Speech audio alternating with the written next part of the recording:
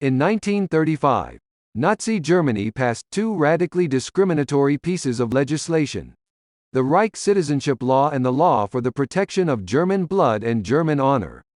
Together, these were known as the Nuremberg Laws, and they laid the legal groundwork for the persecution of Jewish people during the Holocaust and World War II. When the Nazis set out to legally disenfranchise and discriminate against Jewish citizens, they weren't just coming up with ideas out of thin air. They closely studied the laws of another country. According to James Q. Whitman, author of Hitler's American Model, that country was the United States. America in the early 20th century was the leading racist jurisdiction in the world, says Whitman, who is a professor at Yale Law School. Nazi lawyers, as a result, were interested in, looked very closely at, and were ultimately influenced by American race law.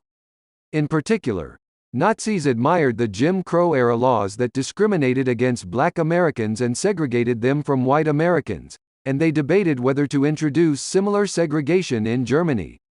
Yet they ultimately decided that it wouldn't go far enough. One of the most striking Nazi views was that Jim Crow was a suitable racist program in the United States because American blacks were already oppressed and poor, he says. But then in Germany, by contrast, where the Jews, as the Nazis imagined it, were rich and powerful, it was necessary to take more severe measures. Because of this, Nazis were more interested in how the U.S. had designated Native Americans, Filipinos and other groups as non-citizens even though they lived in the U.S. or its territories. These models influenced the citizenship portion of the Nuremberg Laws, which stripped Jewish Germans of their citizenship and classified them as nationals. But a component of the Jim Crow era that Nazis did think they could translate into Germany were anti-miscegenation laws, which prohibited interracial marriages in 30 of 48 states. America had, by a wide margin, the harshest law of this kind, Whitman says. In particular, some of the state laws threatened severe criminal punishment for interracial marriage. That was something radical Nazis were very eager to do in Germany as well. The idea of banning Jewish and Aryan marriages presented the Nazis with a dilemma. How would they tell who was Jewish and who was not? After all, race and ethnic categories are socially constructed, and interracial relationships produce offspring who don't fall neatly into one box. Again, the Nazis looked to America. Connected with these anti-miscegenation laws was a great deal of American jurisprudence on how to classify who belonged to which race, he says.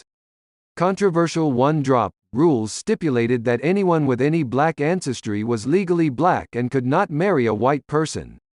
Laws also defined what made a person Asian or Native American, in order to prevent these groups from marrying whites.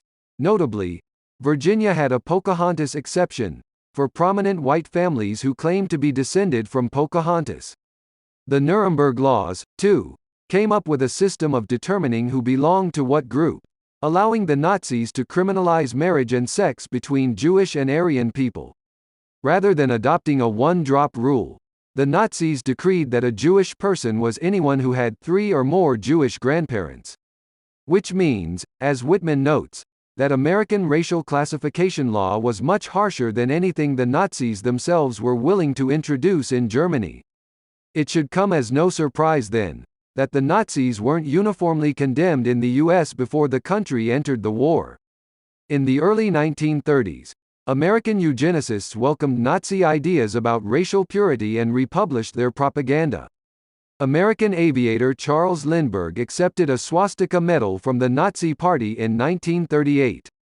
Once the United States entered the war, it took a decidedly anti-Nazi stance.